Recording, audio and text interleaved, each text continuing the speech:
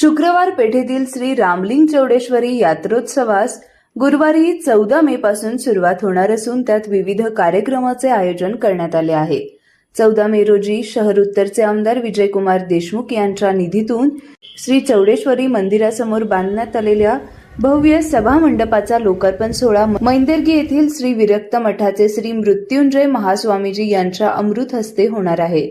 तसेच सामाजिक बांधिलकी आणि विकास कामांमध्ये उल्लेखनीय कार्य केल्याबद्दल सोलापूर जिल्ह्याचे तसेच सामाजिक बांधिलकी आणि विकास कामांमध्ये उल्लेखनीय कार्य केल्याबद्दल सोलापूर जिल्ह्याचे माजी पालकमंत्री तथा शहर उत्तरचे आमदार विजयकुमार देशमुख यांना श्री चौडेश्वरी सेवा रत्न पुरस्काराने सन्मानित करण्यात येणार असल्याची माहिती श्री चौडेश्वरी देवस्थान ट्रस्टचे अध्यक्ष गुरुनाथ निंबाळे यांनी दिली। चौडेश्वरी देवस्थान ट्रस्टचे अध्यक्ष गुरुनाथ निंबाळे या ठिकाणी सर्व चौडेश्वरी देवी भक्तांना सस्ने निमंत्रणसाठी या ठिकाणी आवाहन करू इच्छिते की दिनांक 14 मे 15 मे व 16 मे रोजी श्री रामलिंग चौडेश्वरी देवीची यात्रा मोठ्या थाटामाटात मंगलमय वातावरणात या ठिकाणी संपन्न होणार आहे।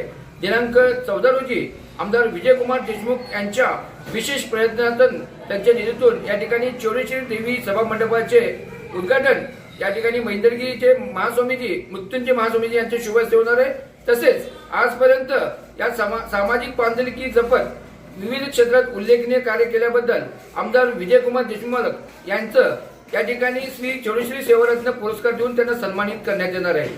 14 तारखेला दुपारी 4 वाजता वेदमूर्ती मल्लिनाथ माळगीस्वामी यांच्या पौरोहित्याखाली कुंकुमार्चना कार्यक्रम या ठिकाणी संपन्न होणार आहे। या कुंकुमार्चना कार्यक्रमाला कमीत कमी 3 ते 4 हजार महिला भक्तगण उपस्थित राहतील आणि या ठिकाणी ट्रस्टच्या वतीनं सर्व उपस्थित महिलांना कुंकुम ट्रस्टच्या वतीनं देण्यात येणार आहे।